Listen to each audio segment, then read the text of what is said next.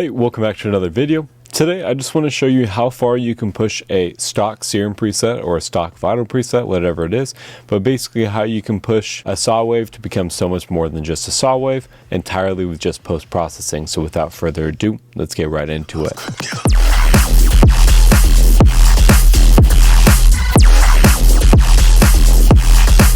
So we have initialized preset. All I'm going to do is I'm just going to drag out a E note. Let's just make sure that we get in the octave that we want. And then let's just freeze this. That way we're not doing any type of processing in the actual serum. And we're just left with this little guy here. So let's go ahead and center this in our project. Let's move it over so we can see it. And then we'll go ahead and just make it a little bit wider too so we can see exactly what's going on here. So everybody knows what a regular saw wave looks like, what it sounds like. So let's go ahead and start processing it. So if I wanted to make this sound a little bit more interesting, if you're in Ableton, one thing I would grab is the saturator. If we go ahead and go to all results here, let's grab a saturator. And all I'm going to do is pop down here to this digital clip, and I'm going to change this from digital clip to sinoid fold. And then what I'm going to do is I'm going to add about 5 decibels of drive. I'm going to bring the output down by the same, and then I'm going to start messing with this bass knob, and you can start to see the effects that this can have on the sound.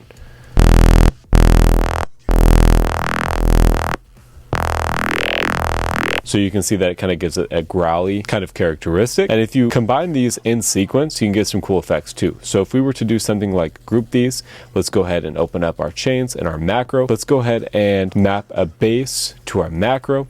And what we can do up here in our macro settings is take the minimum from -36 to 0. Take the max to something like 12, and we can mess with this a little bit later.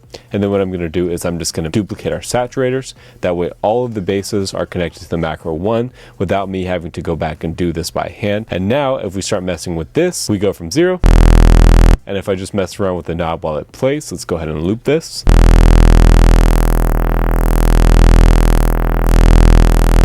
Kind of get a different characteristic. Let's go ahead and open up our macros one more time just by clicking map here. Let's go ahead and turn this max up.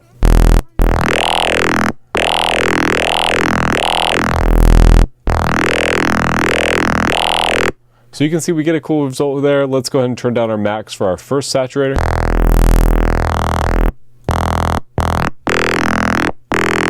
Maybe about right there. Something like that's kind of cool. And then I'm just going to make like a growl out of the automation. So let's go ahead and just start our starting point at 0. And let's do something like this, something like a growl pattern.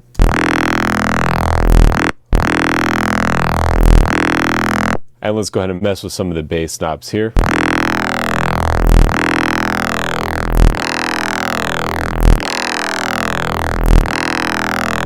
All right, let's get out of our mapping mode. Let's go ahead and freeze this to make sure our audio is still kind of in the middle. So right here, we're pretty much centered still, not too bad. We can try using the DC on this last one here, just to see if that keeps our wavetable a little bit more center. And it doesn't look like it's doing too much here. So let's go ahead and take that off. Sometimes in some programs, that'll make the sound stay more in the middle than veer off left and right. If we go ahead and trigger all 3 just as a little test here, let's see if that fixes anything. And I'm not telling too much. We'll just leave it on for good measure. So already we have a pretty growly texture just off using those saturators. Let's go ahead and grab an OTT after our saturators to kind of bring the levels back up to where we want them to be.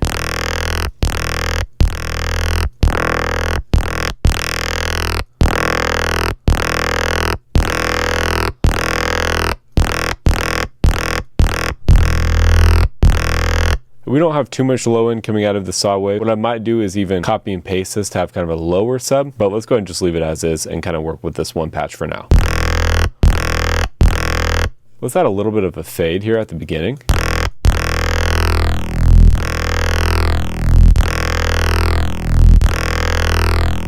Something like that sounds decent. Let's actually bring the low end down a little bit more. And it sounds nice and crispy as is, just because the saturator is adding a little bit of high end, kind of squashing the sound with that bass. Now, that's about it in terms of stock plugins. What I'm going to do now is I'm going to grab a thermal, and then we're going to start working with some third-party plugins to add some more aggression to the sound. So thermal is so useful. If you don't have it, I really highly recommend getting it. If you don't have it and you're not really interested in it, or if it's a little bit out of the budget, use any distortion that you'd like, especially if you have a distortion that already fits your kind of sound. So what I'm going to do is I just open up thermal. I'm going to go to bass here, and then let's go into shadow bass maybe.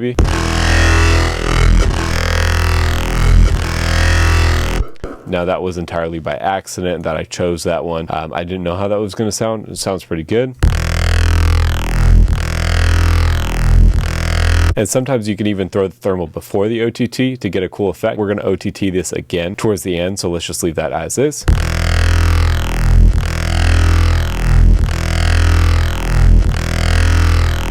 So that sounds pretty cool, I would say. The synthesized bass here sounds pretty cool, and there's an angry Doberman here that sounds cool too. So if you don't care for how that one sounds with your bass, those two are some go-tos as well. Let's actually go ahead and see what they sound.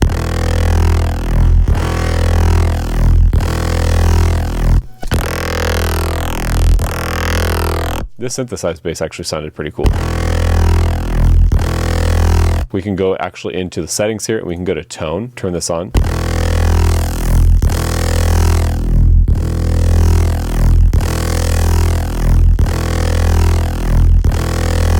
We could turn on the width as well to see if we could if we can get a cool effect out of that as well.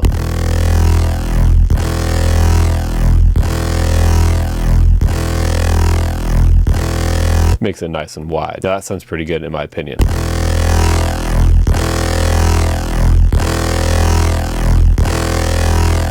Cool. Maybe dial back this a little bit.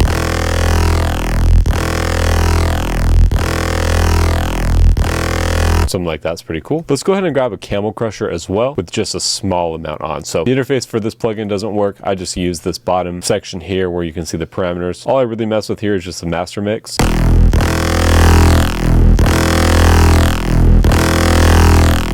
Really just adds a lot more characteristics. So just to kind of show you where we've come from, here's our starting sound. And then here's where we're at so far. So we're already really close to something that could potentially be in a song. Let's go ahead and take apart this Camel Crusher, or collapse it rather, and let's grab something like an Infiltrator just as an experiment to see what it can do to the sound. Infiltrator has a lot of really cool presets that I like to mess around with. I don't super care for how it's set up here with the sequencer and stuff like that, but the presets are enough for me to use a plugin to get some cool effects. So distortion, the space warmer is pretty cool.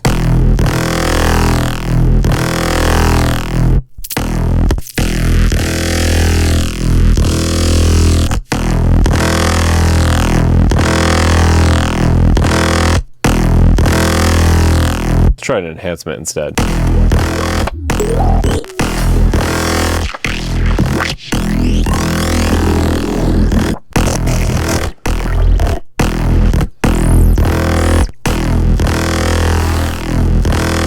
So it's going to be a little bit too much for the sound, so let's go ahead and take that off. Let's grab another OTT to really dial it in.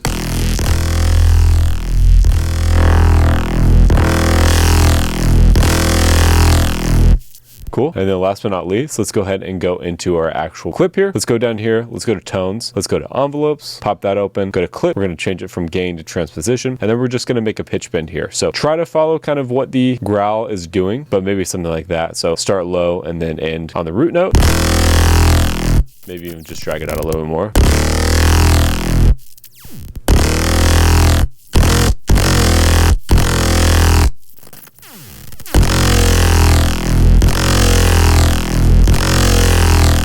Maybe you want to do something like this.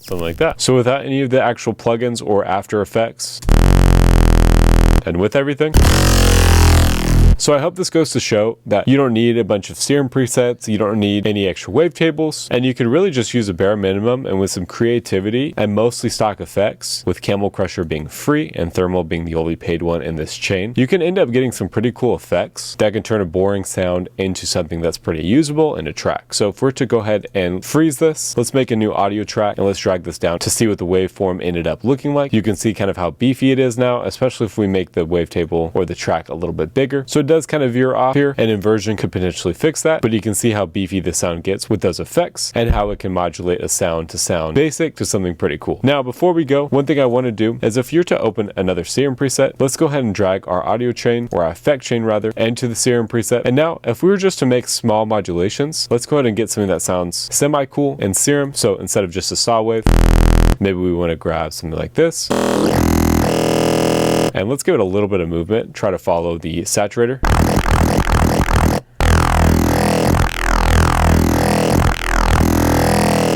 Let's even add a warp mode.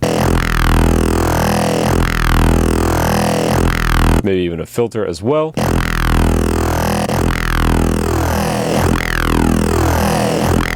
And let's add a sub as well. Put our LFO on that sub, bring our level up for our wavetable, go into our effects, and we're just going to use this distortion as a high pass filter, post on, and we're going to bring this back. And now if we were to turn this on, it's probably going to be a little aggressive, but you can see what it does to the sound.